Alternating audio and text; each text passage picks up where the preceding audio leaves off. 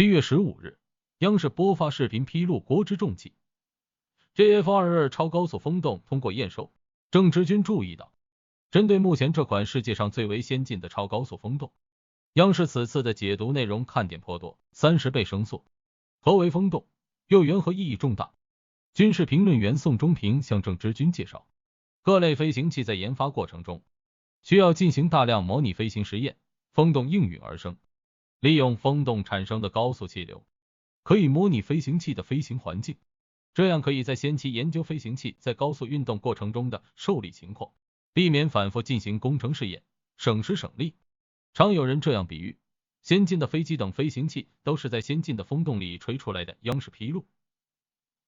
JF-22超高速风洞可以复现相当于约30倍声速的飞行条件，风洞吹出来的流场大，持续时间长，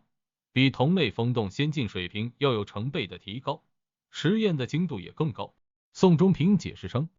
普通的飞行器和普通的风洞并不鲜见，其技术也相对比较成熟，但新一代的高速飞行器速度上升至数倍、数十倍声速，其具备的空气力学特性发生很大改变，是此前技术探索未曾触及的前沿领域。也正因此，超高速风洞的研发成功，给我国在这一前沿领域的技术探索验证提供了平台和可能。天地往返飞行，据央视介绍， JF-22超高速风洞的研发目标是针对天地往返飞行技术领域的国家重大需求和高温气体动力学学科的前沿探索，解决超高速飞行技术的试验研究问题。此外，科研团队还将利用这一激波风洞实验平台，展开滑翔式飞行器、天地往返飞行器、多级入轨飞行器等研究，支撑和服务国家高超声速科技领域重大需求和关键技术攻关。央视还披露，中国科学院力学研究所有关团队最近正利用该风洞研究2级或者多级入轨的飞行器，我们正在准备这样一个相应的分离方案的实验，主要就是来探索下面级跟上面级产生一个分离的过程。对此，宋忠平解释，天地往返飞行的意思就是从地面至太空的往返飞行。以空天飞机来举例，即可以利用载具从地面起飞，高空中再以接力推进方式进入太空预定轨道，载具和空天飞机完成任务后还能降落回收。他提到，这个过程中的技术难点很多，例如载具和空天飞机在超高速时的分离，接力推进时的动力衔接、受力情况等等。研究清楚这个过程，超高速风洞是必不可少的试验环境，同时可以大幅降低发射的成本。爆轰发动机，央视提到，利用超高速风洞，中国科学院力学研究所有关团队提出一种新型发动机试验。郑直军注意到，这种被叫做注定斜爆轰发动机出现在了央视画面中。据介绍，新型发动机比传统发动机热效率要高 50%。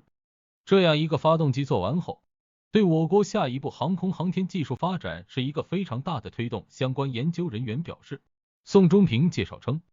传统发动机的工作原理是依靠氧化剂、燃烧剂在燃烧室燃烧产生推力，而爆轰发动机是让不同燃料混合产生爆炸来作为推力。这样的推进技术成熟后，将极大拓展超高速飞行器的种类和用途，助力我国航空航天技术的变革，覆盖全部飞行走廊。央视总结称，此次完成验收、正式运行的 JF-22超高速风洞是目前国际上最先进的超高速风洞。JF-12复现风洞和 JF-22超高速风洞可分别实现每秒 1.5 到3千米和每秒3到10千米的实验条件，两者共同构成覆盖马赫数5到25、飞行高度25到90千米的气动实验平台，使我国成为高超声速领域唯一具备覆盖全部飞行走廊实验能力的国家。宋忠平解读称，所谓飞行走廊是指飞行器进入高超声速领域后，有可能会进入的不同速度、高度、温度、压力的飞行环境。依靠 JF-22 风洞，我国具备了不断档式模拟高超声速飞行环境的试验条件，这给我国研发不同种类、用途的高超声速飞行器提供了坚实的基础。他还强调，将 JF-22称为国之重器，是因为它不但对提升我国航空航天技术大有助力，同时也可以应用在国防安全领域，另辟蹊径。郑直军注意到，2021年8月，央视军事频道也曾介绍过当时在建的 JF-2风洞。据介绍，上世纪50、60年代，在钱学森、郭永怀的战略部署下，中科院力学所组建起我国首个高超声速激波风洞科研攻关团队。团队放弃当时国际通行技术，通过几十年的技术攻关，另辟蹊径实现爆轰驱动理论创新。上世纪90年代末，